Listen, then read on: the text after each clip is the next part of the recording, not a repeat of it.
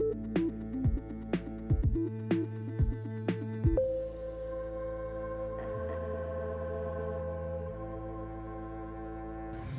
guys, welcome back to Release the Craftin. Priscilla here with another tarot box unboxing. Tarot card unboxing. they're in a box. So in my defense, I feel like that's not inaccurate. Yeah, I'm here to unbox another tarot deck because I have been on a mission to obtain as many like folklore, fairy tale, story-based decks as possible, because I've been telling stories on my channel, so it's, you know, what I'm currently like focused on is telling stories. And I found this in my searches and had to have it. It is the Literary Tarot. And you guys, I am super excited for it. I only have seen like these pictures for what's in it, and then one more like Wizard of Oz type one, but it has like a bunch of different like classic stories, and like a couple of more modern stories as well. And by modern, I mean like in the last like 60 years modern, not like Akatar is going to be in here or something like that. I don't know. I guess we'll find out when I open it. But from what I could see here, that's what I'm assuming is the case. It might not be necessarily 100% the case. But I was really attracted to this because this deck, all the proceeds from the sale of it go to support the Brink Literacy Project, which, like, that's cool. I love a deck with a cause. I love that it supports something like positive while I indulge in my shopping habit. And I'm very excited to get into it because it's like, it's in a book. The box is a book, you guys. And that is just so freaking cool. I am so freaking excited. It's also really gilded. So let's get this, like, let's get this off here, this plastic off here. I had to leave the plastic on because otherwise I would have been tempted to open it. And then, like, this unboxing would have just been me recapping my thoughts and feelings and not an actual unboxing. Oh yes, it's super shiny. Like, it's just very, very gold. Like a nice gilded book, and I love that. That's such a nice touch to just the box itself. Which just makes me very excited. I don't know how to get in here though, so I might become less excited as time goes on. Here we go. It's a magnet. You guys, this is a very nice box. That's outrageous. Look at that. So, like, a nonprofit made this, and it says, by adding this fine literary tarot deck to your collection, you're doing more than just supporting great literature and art. You're helping to bring life-changing stories to those who need them most. Our nonprofit, Brink Literacy Project, runs innovative education programs in underserved communities, increasing literacy rates, fostering a love of literature, and helping people across the globe turn the page to a brighter future. All proceeds from this deck go toward our nonprofit mission to use storytelling to change the world. And that's awesome. You guys, that is really amazing. I really love that. I also just really love this box. Like, that is so nice. I think this is like the nicest I've had a tarot deck packaged, like presentation wise. That is so satisfying. It opens like a book. It's magnetic. It's very glossy, which just makes it feel very new. I also really just love that. And even the book is gilded. Like, can we talk about that? Like, that's fancy. They did not spare any expense putting this together. Okay, so let's see. So there's a little bit about the themes of each card, the meaning behind the suits. So in the suits, they used ink, light, quills, and parchment. So that's going to be interesting to figure out. I'll figure it out. It'll be okay. And then there's a little bit about reading, a little bit about spreads, and then it jumps into the card meanings themselves. And then it is, there's no pictures in here, which seems interesting given that there were pictures in the explanation. But you know, it is what it is. It's not my favorite aspect of a guidebook because I do depend on like connecting those images together, and I like to just carry the guidebook to study, and without the picture on the card it kind of makes it like I have to have both to study out like the deck, but that's fine. I'm not like going to be upset about it. I am, as I'm flipping through this, realizing that I'm not going to recognize a lot of these things, so I'm just going to leave this book off to the side so that I don't make a fool of myself, because I don't think I'm going to recognize everything in here. Like, I consider myself a well-read individual, but I'm not, like, I haven't read everything in the world. And that's very disappointing to me as a person who loves reading. But, like, I'm doing my best with what I can. This is, like, the first negative, this extra book space. Because I feel like they make the boxes this big to accommodate the giant size book, instead of just making the cards that size, or making the book smaller so that the box could be, like, its size. It just feels like such a waste of space to me. I know that I gripe about it every time I unbox one of these, but I hate this little cardboard wall setup in the box. Like, the box is beautiful, and then we just have this, like, fake wall situation, and I hate that. I'm trying to figure out how to prop this book open so that I can see it, so that I can tell you guys what's on the card, because I'm not going to be able to.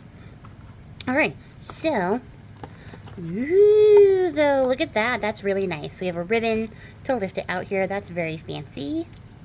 This is a very fancy box, outside of the fact that it has a cardboard buffer wall set. And then the cards are gilded, which is so nice.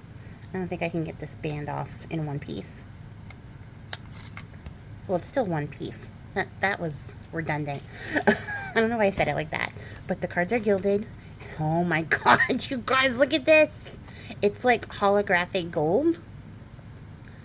And that is so pretty. Like, just on aesthetics alone, this deck is really killing it. The last couple decks I've gotten haven't had any edging, like, whatsoever. And, that's been very disappointing to me, because now I have to go do it myself. But this is so pretty. Look at that shine. Wow. And then, this is probably my favorite card back ever, because I have magpie brain and shiny things make me happy. This makes me really happy. I love the pages, the quills. Oh, it has all the suits on there. The quills, the ink, the candle, and the paper. I don't remember what they called everything. I'll figure it out. And then the book, tying everything together. And then, like, I love that the ink is, like, spilling out. And there's all these stars in there. That's really neat, you guys. So let's see. Are we close enough to see everything? Hold on. Professional zoom skills. Alright. That's about as good as it gets. That's zoomed in. I wish that my lighting was doing us more favors, but we're just gonna have to work with what we have, I think. So, right off the bat, these cards are also gilded on the front, which is very neat. It's a very cool, like, addition. So I do love that. These cards just feel so fancy now. Like, everything is shiny and pretty, and I love that. So the first up we have the Fool, and here we have Don Quixote's. Yeah. Don Quixote. Confident, looking at the book. Yes. I know stories. And that is, about as appropriate a Fool card as I think anyone could be. How cool is that? I do have to say, I have to go kind of fast for these guys, because I decided to unbox this instead of do the voiceovers I need to do. So I can't spend forever talking about these cards, because I have more things to do after this, which is disappointing to me, but that's what I get for being a procrastinator. So here we are. So next we have the Magician, and this looks like Sun Wukong. And, like, he's turning, like, paper into a bird, and that's very, very magicianly. And yes, this is from Journey to the West. And then we have the High Priestess. Hold on. My little book situation here is not working. There we go. And this one I wouldn't have gotten. This is King Lear.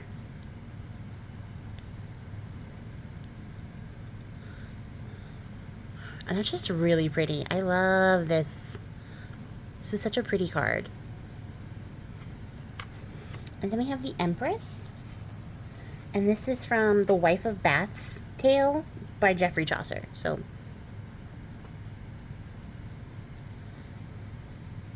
that's another one I'm not familiar with. I've actually never read Chaucer. Like, I have, like, a couple of quotes in mind, but, like, I've never actually fully read Chaucer. And I probably should remedy that. Because she looks delightful. So it's a very good Empress card. I also love the little pomegranate, like, print on her dress. So very cool. And then we have the Emperor, who is Poirot. I'm actually really excited to go see the new movie. I know that, like, Agatha Christie fans are hating on Kenneth Branagh's version of Poirot, but I'm just, like, happy to have, like, a Poirot in our lifetime. Like, in our generation, our decade, our age, I guess. So I'm excited to go see the new movie. Also looks very spooky, so I'm excited for that. But Poirot is an excellent choice for the Emperor. And, like, after the Urban Tarot, where the Emperor made me deeply uncomfortable, I'm just, like, relieved. I feel very safe now with Hercule Poirot. And then we have 20,000 Leagues Under the Sea. So we have Captain Nemo as the Hierophant.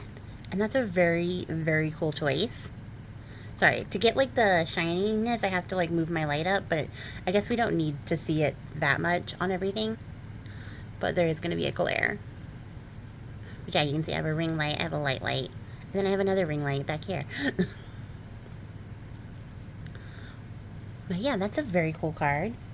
And then I don't know. But we have the Lovers. Oh, this is The Age of Innocence by Edith Wharton. I've also never read that. I'm going to feel super illiterate now. Like, this, I just realized how insecure this is going to make me as I'm, like, showing you guys.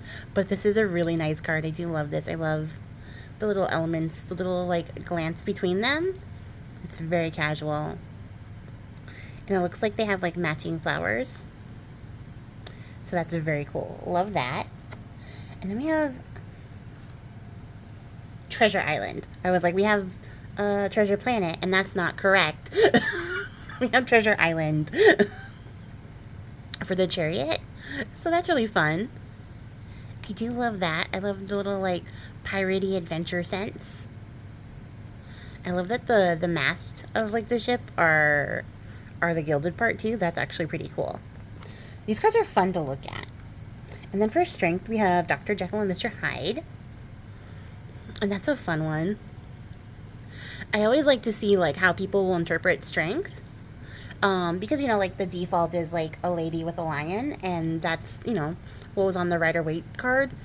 So it is appropriate. But then I'm like, stretch your imagination. And I think this is an appropriate stretch. I really do. I think this is a really good choice for the Strength card. Yeah, okay. I already know this is Frankenstein. You can see the little stitches for the Hermit, or it's not Frankenstein, it's Frankenstein's monster. I know the difference, guys. Don't come at me in the comments. For the Hermit, that is such a good card. That is so cool. Oh, now I'm sad. He's all by himself, and he should be with everybody. And then we have the Wheel of Fortune. And I don't recognize this. You guys are probably, like, screaming because you guys know what it is and I don't know what it is. But this is Vanity Fair by William Makepeace Thackeray. And I've never heard of this at all. But it's still a really nice card. I love, like, the little gambling ring setup, like the little roulette wheel. And I'm going to have to, like, read more about this to, like, understand, like, who all these people are. But I still think it's a really good Wheel of Fortune card. They did get, like, the symbolism in there in her dress. So that's very cool. And then we have Justice. And this looks like that movie. And I've only seen the movie, so, like, once again, shaming myself here. Wasn't it Antonio Banderas? Or was it that other guy? I feel like maybe I'm putting a couple versions of this movie together. But this looks like the Count of Monte Cristo. Hold on. It is, in fact, the Count of Monte Cristo. So you can see, like, the old version of himself here. And then there he is. He's got the little scale. And then he's talking to the other guy on the wall who's going to, like, help him get out.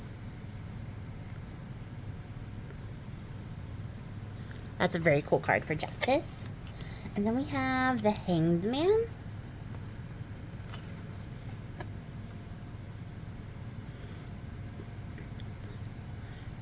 This is also very cool. I don't know what this is. This is The Love Song of J. Alfred Prufrock by T.S. Eliot. I don't know who that is. I know who T.S. Eliot is, but I don't know what story this is. I've never heard this story.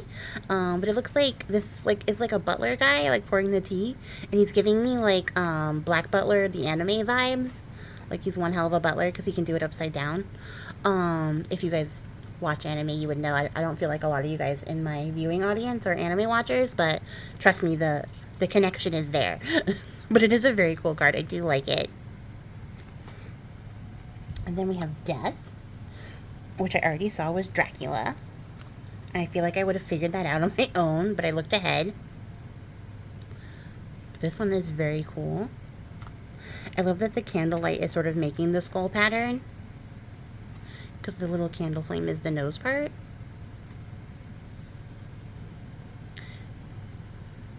So that is really cool. So you got like Lucy like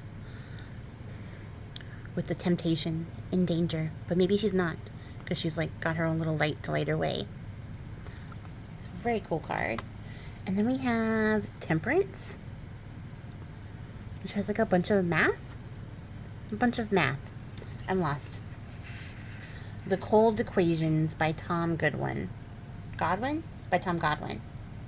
I don't know what that's about, but this is very interesting. I'm gonna have to do some more research before I can start doing these, like using these cards, because I don't know what this is about, and I'm very confused on how this is the Temperance card. But I'm sure it means something. And maybe those of you who have read The Cold Equations will know, and you can tell me in the comments. And then, of course, for the Devil, we have Moby Dick, which is a great card for the Devil, honestly. Like, look, he's taking some people down with them. They're still fighting up here. This guy's, like, abandoning ship as he ruins the boat. There's the lightning in the background. Very cool. I also love the way the water is drawn in this. Ew. And then we have the Tower. I don't know what this is, but it's spooky. Like, look at that. That's like really effective gilding. So let's see. What's the Tower? The Tower is The Outsider by H.P. Lovecraft. And that is very effective. And I think if H.P. Lovecraft was going to be any card, the Tower would be it. So very cool. And then this is Emily of the New Moon by L.M. Montgomery. I didn't know that story, so I'm okay skipping ahead to see. This is really pretty. The water is really pretty in this. This artwork is just really nice. It's like a really like straightforward art style, but it's like really effective at like catching the moods of the stories that it's trying to tell, and I really love that. And then here we have the moon, which is Alice in Wonderland. I knew that from reading the back. Don't come at me. But also, I think I would have recognized Alice in Wonderland. You got the little Cheshire Cat here. I wish there was a better way to show these cards. It's hard because like the gilding is so cool, but then like to show you the detail of that, like I have to catch the glare, and that bothers me. And then here we have the sun. Is this Black Beauty? It is Black Beauty. This is a really pretty card. Look at how pretty those sunflowers are. And like they just really pop up against like the horse, because of course the horse is all black. But that's a really pretty card. And I love that. I love the sunflowers. Sunflowers are my favorite flower. And then here we have Judgment. And I think that this is Dante's Inferno, because this looks like Virgil, and that looks like Dante. And they're going across the river Styx, because that's Charon for sure. And you can see all the little souls in the water. So let's see. That is Dante's Inferno. That's very cool. I also love that Virgil's like a person of color. Very neat. And then we have the World card. And there's the Lady in the Lake giving out Excalibur. So this is obviously King Arthur. And that is a very cool card because you can see the round table right back there. So it's like layers upon layers. And there's Camelot in the windows. I really love that. This is specifically Le Morte d'Arthur by Sir Thomas Malory. And then we end up in the Minor Arcana, and it looks like the wands have become ink, cups are light, swords have become quills, and pentacles are now parchment. So that's the shift they made for their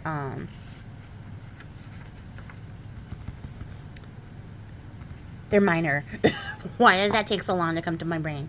For the minor cards is that what I just told you is what they... Oh my gosh, my brain is going to leak out of my ears, and I still have to do 2 more recordings. Those are going to be unhinged. At any rate, this is the Ace of Ink, and we have Peter Pan. Little Captain Hook down there. There's like the spilled ink, like spilling out of his pocket onto this cloud. There's Tink, who is entirely foil, I want to add, and that's an interesting choice. Like, I feel sad because we're not going to get to see her features, but like, it's also a cool, fun effect to make the fairy inked. And then we have Peter there. So very neat. And then the 2 of ink is the Jungle Book. And there's Mowgli hanging out with his little wolf parents, watching the man village. So that's super cool. The 3 of ink, I don't know. I can't say that with confidence. That is A Room with a View by E.M. Forster. And that's just pretty. I'm just going to get lost looking at all the details and the gilding, and I need to stop that because I have so many more of these to flip. 4 of ink is The King of Elfland's Daughter by Lord Dunsany?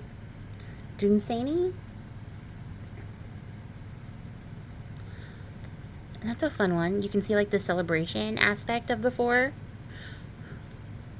And again, this is wands. So really cool. And then the 5 of ink. I feel like I should know. Let me see. Yeah, I should know. It is the Scarlet Pimpernel. I should have known that one. I'm a little ashamed of myself because I have read that. And I've seen the movie. But I kind of love this. I kind of really love this, like this card. I love both sides. The little secret smile. This fancy cuff. Very neat. And then the 6 is giving Achilles. So I'm going to say the Iliad. Oh, there's some dust. That's like a normal part of the gilding process. So I'm not like put off by that. Because like the powder, like the foil that they use, like breaks down into like a powdery bit, like the parts that don't stick to the card, especially when you pull them apart, the little like flecks come on there, so don't worry about it. That's totally fine. But yes, this is the Iliad. And I didn't mention this, but they got authors to like pick the cards to go with like every card.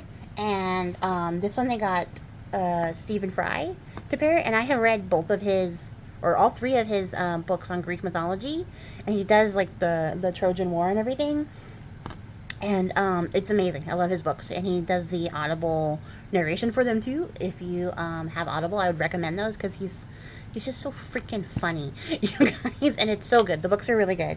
But yes, this is the Iliad, and it's not surprising to me that Stephen Fry would pick that. And then we have the 7 of ink. And it's a story about a wolf.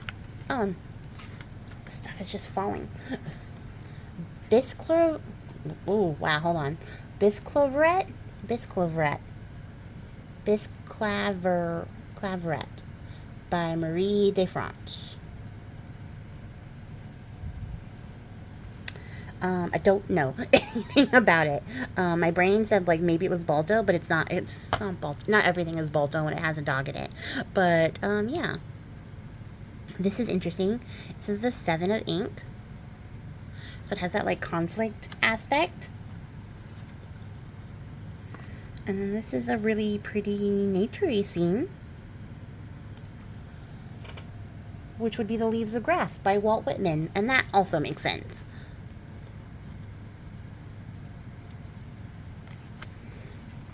And then we have the 9 of ink. Is this, it is The Most Dangerous Game. I didn't want to guess because I didn't want to be wrong, but I should have just guessed. I knew it. But this is The Most Dangerous Game. That is a really interesting choice. Ah, look at this. This is great. This is the Scarlet Letter. And look at her little, like, affair baby. And then I love that in the backdrop it makes the A for the 10 of ink. That is so cool. And then we have the Page of ink. I don't know. This is The Magic Mountain by Thomas Mann. So, like, you know, I could see adventurous nature of the page going on. And then we have the Knight of ink, and that is Huckleberry Finn and Tom Sawyer. Look how explosive that is. Like, I love that the water turned into ink to carry that theme through. That is really fun. And then we have the Queen of ink, and this is giving, like, Jane Austen. It's giving Jane Austen. Let's see if it is. This is what's going to take the longest part, is that I don't know what these are, so I have to go back and look at all of them. It is Pride and Prejudice by Jane Austen. Look how pretty that is. And I love, like, we're getting some more sunflower action here. But then also, it's, like, contrasted by this, like, wall of vines. So I'm going to guess this is Mr. Darcy in the back. And then the ink has, like, spilled onto the floor, but she's unbothered. She's got it. Elizabeth's got it. And then we have the Knight of ink, and this is War of the Worlds. No, we don't. It's not the Knight. It's the King. I need to learn to read. In my literacy tarot deck, I should read the things I'm reading. The King of ink is War of the Worlds, and that's a very interesting choice. I kind of want to explore that concept a little bit more. And then here we have Asian Vampire for Ace of Light. And light is cups, I believe. Oh, it's Carmilla by Sheridan Lefanu. That's so cool. So they, the artist has, like, depicted them as Asian, and that is really neat. I love that for Carmilla. That is so cool. It's just a really pretty card. And then the 2 of light is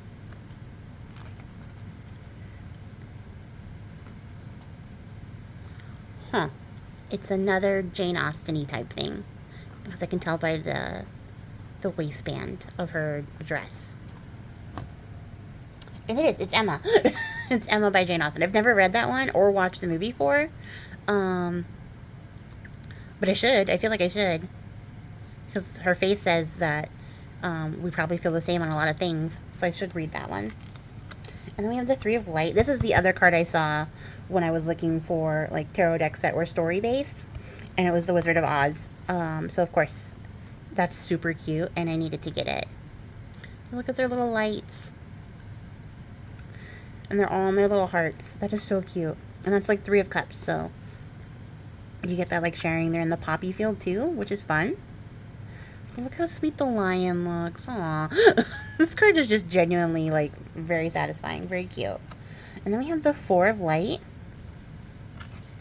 And it says here, I would prefer not to. And I don't know what that's in reference to. So let's see. Bartleby the Scrivener by Herman Melville. So another Herman Melville, who I've never read. I mean, I know of Moby Dick, but like, I don't know of the rest. But I really didn't know that he had other stories, which is silly, because of course he does. But there's old Bartleby, who would prefer not to, I guess. And then we have the Five of Light. And ooh, oh, I already know this one. This one is the Great Gatsby, because look, there's this party in the background, and then the light across the water that he can see out the window while he's holding up his little, like, martini cup. This is the Great Gatsby. Look at that. That is fun. And then we have the Six of Light, which has something to do with the pumpkin. Oh, so The Adventures of Tom Sawyer. So the other one was Huckleberry Finn. This one is Tom Sawyer.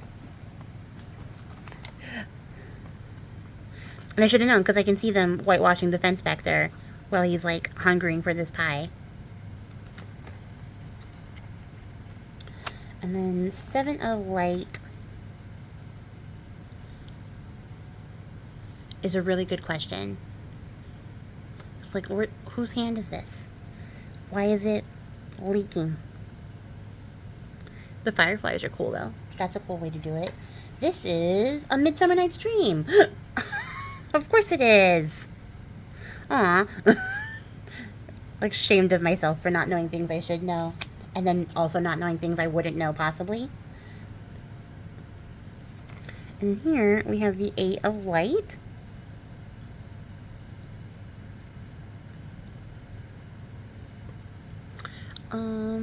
I don't know. This one is Paradise Lost. I give up. I haven't read anything, apparently, because I've read this and I didn't recognize it. I give up. I've shamed myself enough in this video, I think. Yeah, so this is Paradise Lost, which makes sense now that I'm looking at everything. You have the fruit, you got flowers, you got Adam and Eve out there. And then we have the Nine of Light, which I also don't know. I'm gonna be mad if I should know it. Oh, this is Anne of Green Gables. I didn't know that. I've never been into it. But it is a really cute card.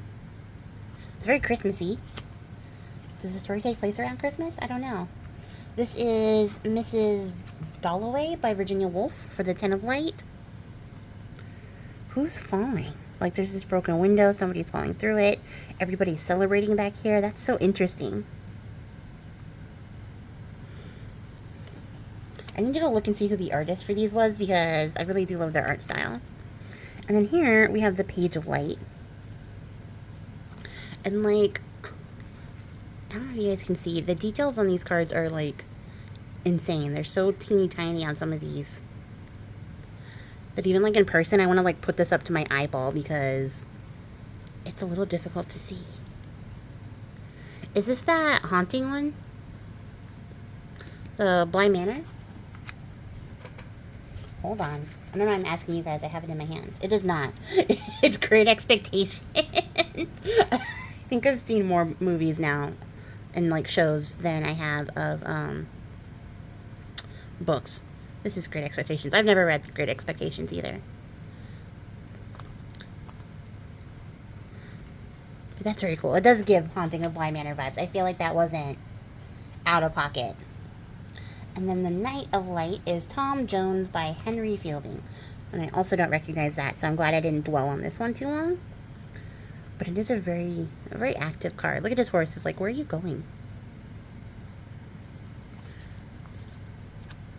And then we have the Queen of Light. Why is this giving, like, Fall of the House of Usher vibes? It's not. I bet you it's not. But it looks like it. Because it's Jane Eyre by Charlotte Bronte. This is, I guess, the section of the video where I just compare things to things that they're not. But that's a very fun one. And then here, this is the Odyssey. I can tell by the sail that it's, like, Greek style. And, of course, by what he's wearing. This is the Odyssey by Homer for the King of Light. So very cool. I'm glad I didn't get that one wrong. And this one I can't possibly get this one wrong. This is Sherlock Holmes. And this might even be the Beast of Bodmin Moor. Ace of Quills. So quills would be swords. And it doesn't say which one in particular. It just says the adventures of Sherlock Holmes.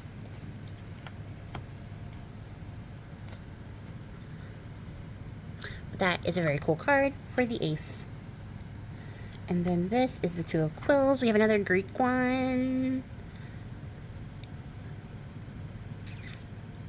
Antigone? Hold on. It is Antigone. Yes! It's Antigone. By Sophocles. So that's a very cool one.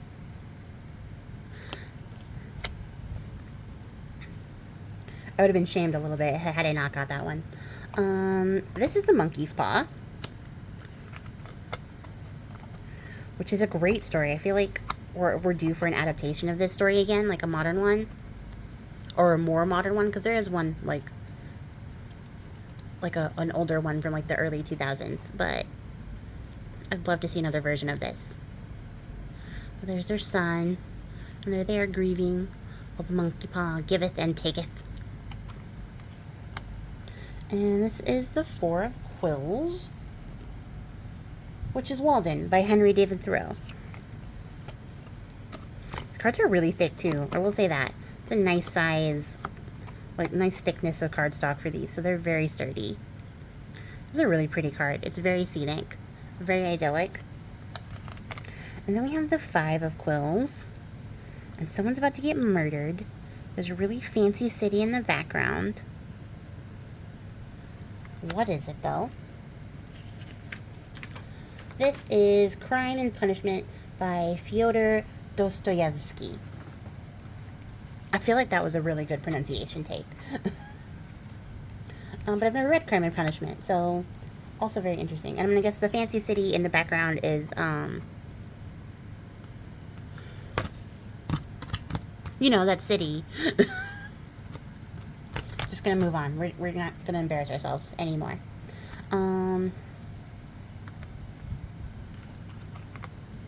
What is this? Did this guy turn into a bug? Is this the Fly? Is this Kafka? It's the Metamorphosis by Franz Kafka. I'm gonna start saying everything with an accent now because I said it right one time. But yes, this is Edgar Allan Poe. Tell me how I know. There's a cat. There's a noose. There's a body. There's some people looking shocked at stuff behind a wall. That's very Poe. I love this card for the Seven of Quills. And the Eight of Quills is the yellow wallpaper. This story gives me trauma, so it's very appropriate that it would be the Eight of Swords. Look at that. She can see the lady in the walls. She's clawing at it. She's writing it all down. Ooh, that's a good card for this. The Nine of Quills is a question mark. Because this could really be a lot of things. And that's not narrowing it down for me. So let's see. The 9 is Macbeth.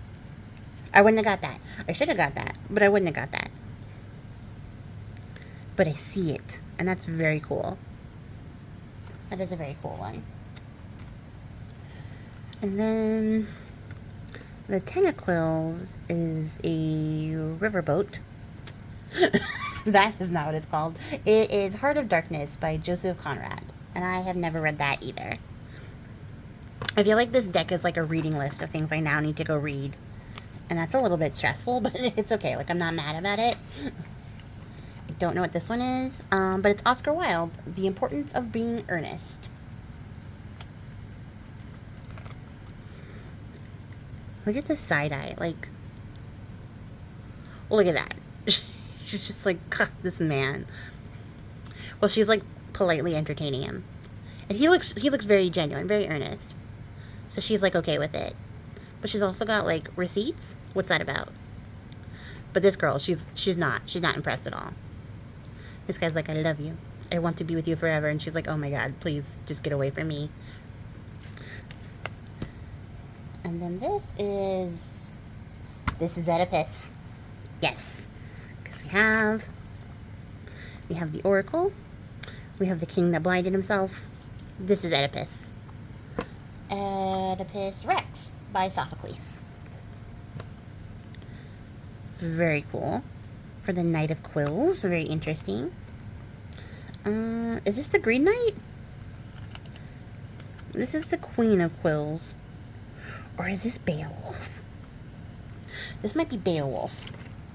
It is Beowulf. For the Queen of Quills. So I wonder, is this Grendel's mother? What an interesting character design. But there's like the sea creature he battles. And then there's Beowulf back there. How cool. These cards are so thick. And this one, this is a Roman. I don't know what it is. But the butterflies, though. Is this Metamorphosis? Because of the butterflies? No. It's Meditations by Marcus Aurelius. So I was in a totally different place. But it is very interesting. It's a really pretty card, too, for the King of Quills. So I like that. We're almost done. Bear with me. This one is stupid long because I have to look all these up. So sorry about that, guys. I meant to make this quick, and I didn't. So it is what it is. What is this? Is this the Secret Garden? It is the Secret Garden. And I haven't seen that in forever. And seen it. Yes, I said seen it. I've never read it. I've only watched it, but I need to go watch it again, I think. And then we're in Parchment, which is Pentacles. And this says, it says Lud on it. Lud, Lude, and Fairy. So we have this like upper world, this lower world. There's like some apples here with like a city in the tree. And then this is the fairy world underneath, but I don't know what this is about. This is Lud in the Mist by Hope Mirellis. Or Mirellis. I don't know. But I guess it is about fairies. So that's interesting. I might have to look this one up. That looks like a fun read. And then here, of course, we have the Three Musketeers. Look at how fancy they look. They look even fancier with like the gilding on them. But kind of love that. And then, oh, we have The Night Before Christmas. Or A Christmas Carol. Oh my gosh, learn how things are called. This is A Christmas Carol. What is A Night Before Christmas about? It's the creature stirring not even a mouse. Yes, it's when Santa arrives. I know those stories. This is A Christmas Carol, for sure, though. So you have your ghost of Christmas past, present, and future. Oh, they're labeled, too. Present, Christmas yet to come, the past. There's Bob Marley. Is it Bob Marley? Is the ghost name Bob Marley? I don't know. I don't remember. I don't have time to look it up because this is a crazy long video. And then we have the Five of Parchment, which I also don't know. Oh, this is Persuasion by Jane Austen. She makes an appearance 3 times here, and that is impressive.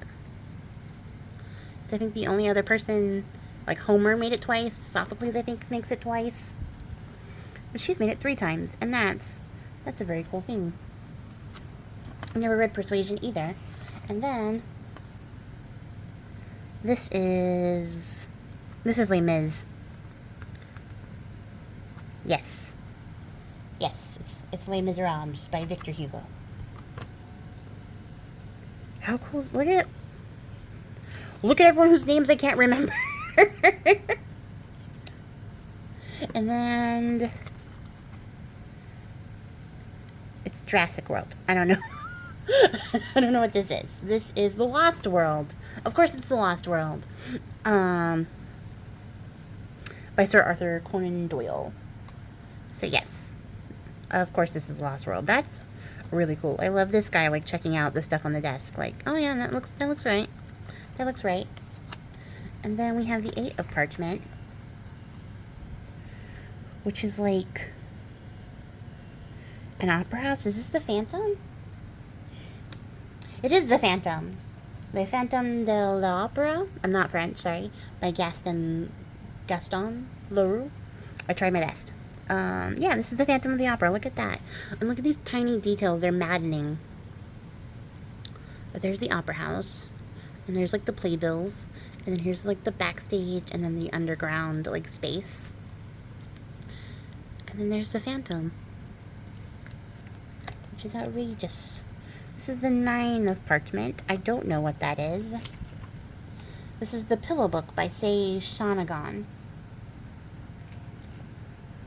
I don't know what that's about. I need to look that up. But it's very interesting.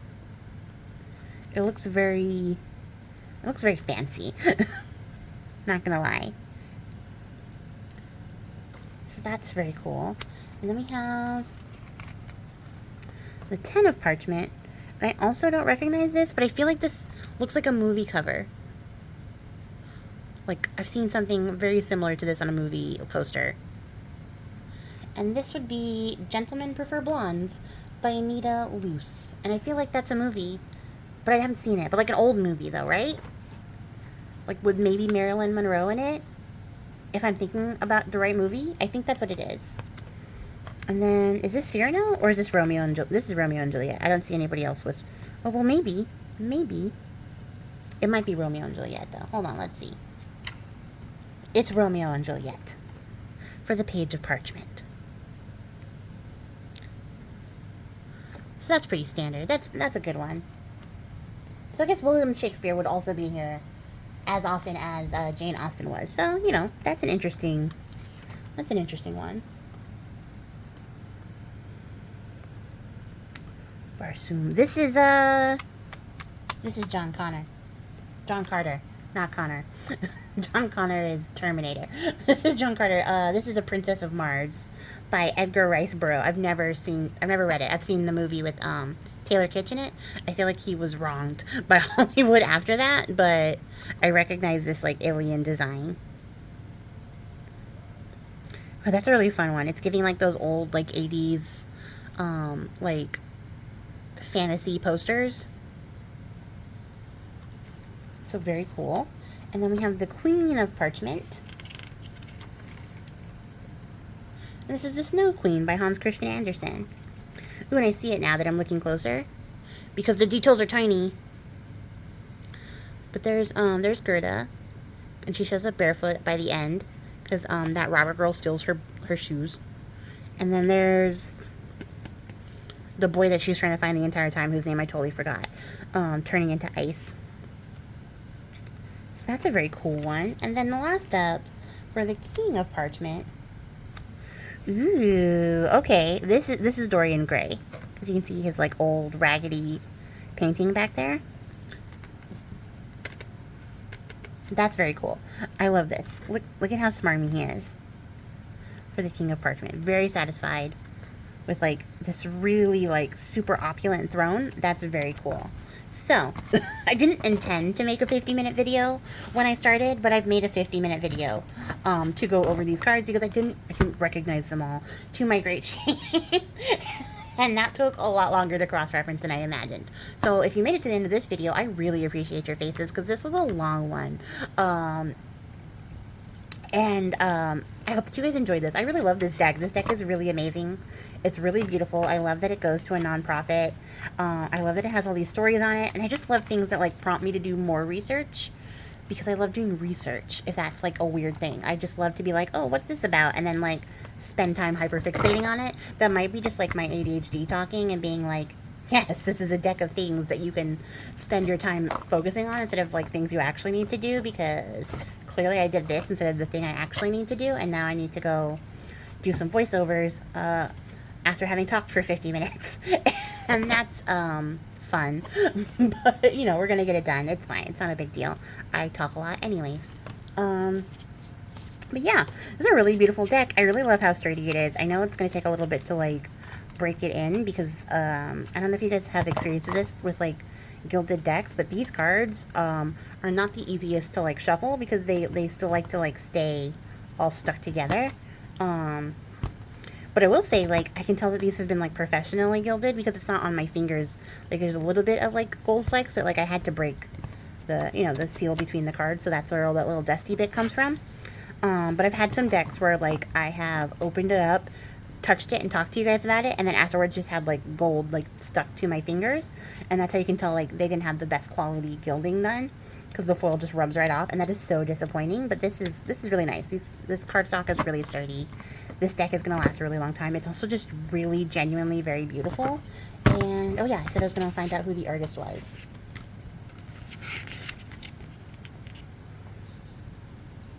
There were 78 authors who donated their time to make this deck a reality. Want more tarot? Oh, I do want more tarot. Ooh, they have the Oracles Atlas. And then some books to read. Cover artwork, interior artwork created in. Card art by Shan Benyon, Isabel Burke, Bradley Clayton, Sam Dow, and Ajiwa Ebenidi. I hope I said that right. So that's very cool. And then Danny Headland was the person who like curated and designed this all together. And then Ajiwa was the one who did the cover artwork, and the interior illustrations inside of this book were done by Isabel Burke. So she did the inside,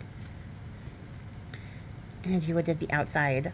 So very cool, very great collaborative project for like a good cause, which is really neat. And it's really cool that they got like different authors to come together to like pick the cards for each of them. Like Brian Michael Bendis did the War of the Worlds.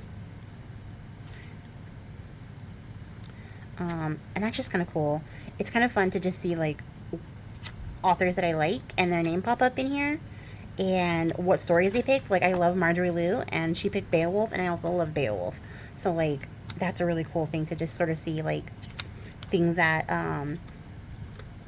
live rent-free in your favorite authors' minds as well. So yeah, that was a really fun deck. I really love it. I think it's really beautiful. Everything about this was well worth the price. It was not a cheap deck by any means, but it was definitely worth it. And I don't mind spending the money on like really nice stuff like this, especially when it shows that there was time and effort and care put together in this. And I was going to wrap this up, and then I just kept talking about it because procrastination has to procrastinate by, you know, delaying the important projects. So I'm going to jump off here. Again, I appreciate your faces, and I'll catch you guys all next time. Until then, happy crafting. Bye!